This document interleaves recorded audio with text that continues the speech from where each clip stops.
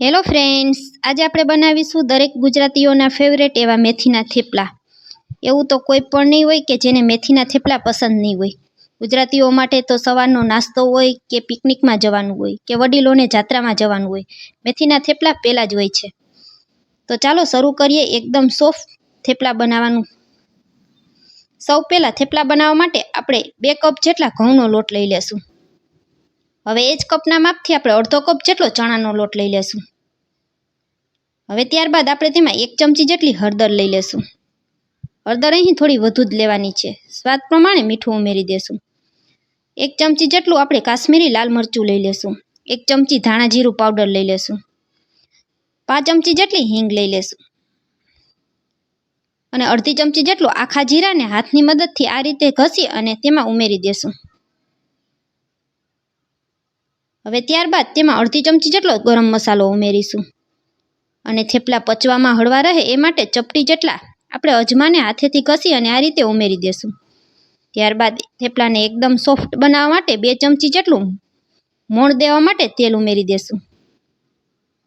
હવે બધી વસ્તુને હાથની મદદથી આ રીતે મિક્સ કરી લેશું.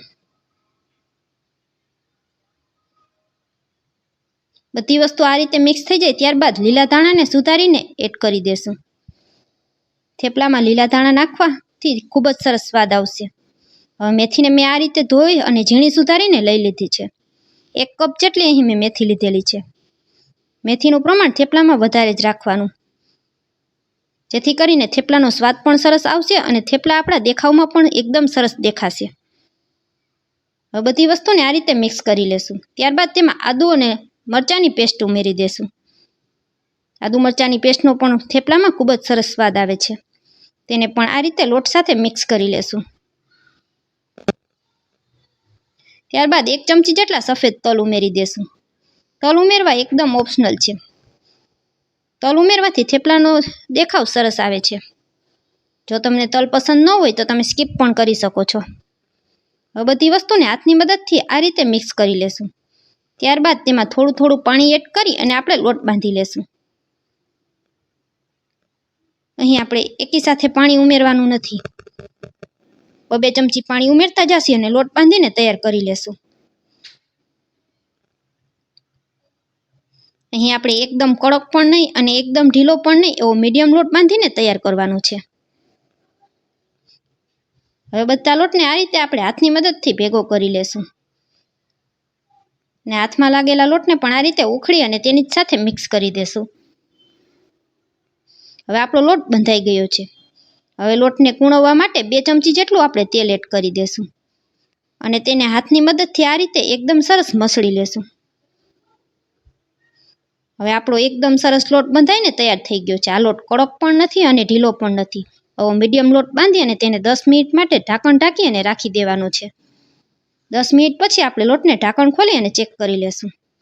હવે આપણો લોટ થોડો સેટ થઈ ગયો છે. લોટને ફરી પાછો આ રીતે 2 મિનિટ માટે મસળી લેશું. અને તેમાંથી આ રીતે થોડો લોટ લઈ અને એક લુઓ વાળીને તૈયાર કરી લેવાનો છે. હવે આ લુવા ઉપર આપણે થોડો કોરો લોટ લગાડી લેશું અને તેને વણી લેશું. અહીં વધારે લોટ લગાડવાનો નથી, નહીંતર આપણું થેપલું બળી જશે. હવે થેપલાને આ રીતે વણીને તૈયાર કરી લેશું. થેપલું એકદમ પતલું વણી અને તૈયાર કરવાનું છે. વધારે જાડા થેપલા ખાવામાં સારા લાગતા નથી. તમે જોઈ શકશો મેં એકદમ પતલું થેપલું વણીને તૈયાર કર્યું છે. આ રીતે જ પાતળું થેપલું વણીને તૈયાર કરી લેવાનું. હવે આ જ રીતે બીજા લુઓ વાળી અને આપણે બીજા થેપલા પણ તૈયાર કરી લેશું. હવે આપણે અહીં થેપલા વણાય છે ત્યાં સુધીમાં ગેસ ઉપર તવો ગરમ કરવા પણ રાખી દીધો છે. આ રીતે હું તમને 2 થેપલા વણીને બતાવું છું. આપણે એક એક થેપલું વણતા જઈએ અને એક એક થેપલાને શેકી લેશું. હવે આપણું થેપલું વણીને તૈયાર થઈ ગયું છે. આ બાજુ આપણો તવો પણ તપી ગયો છે. પાણીના છીટા ઉમેરી અને ચેક કરી લેશું. હવે ગરમ તવા ઉપર આપણે થેપલાને રાખી અને થેપલાને બંને સાઈડ શેકી લેશું. થેપલામાં પહેલાં તેલ લગાવવાનું નથી. આ રીતે બંને સાઈડ ફેરવી અને અડધું થેપલું ચડી જાય ત્યારબાદ જ આપણે તેમાં તેલ ઉમેરવાનું છે.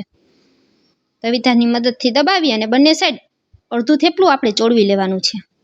ત્યારબાદ તેમાં ચમચી તેલ એડ કરી અને તવીથાની મદદથી આ રીતે ફેરવી લેશું. ફરી પાછું બીજી સાઈડ પણ પલટી 1 ચમચી તેલ એડ કરી અને તવીથાની મદદથી આ રીતે દબાવી અને ચારેય સાઈડ આપણે થેપલાને શેકી લેવાનું છે. હવે આપણું થેપલું તૈયાર થઈ ગયું છે.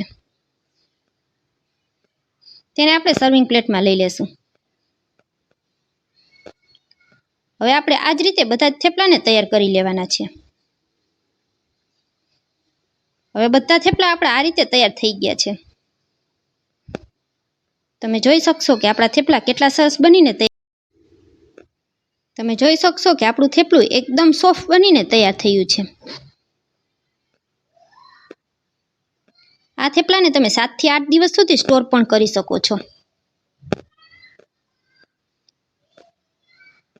ફ્રેન્ડ્સ, મારી આ રેસીપી તમને કેવી લાગી તે કોમેન્ટ કરી અને જરૂરથી જણાવજો.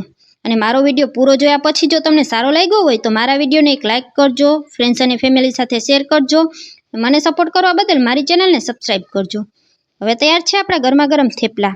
ફરી મળીશું આવા જ એક નવા વિડીયો સાથે. ત્યાં સુધી સૌને મારા જય માતાજી.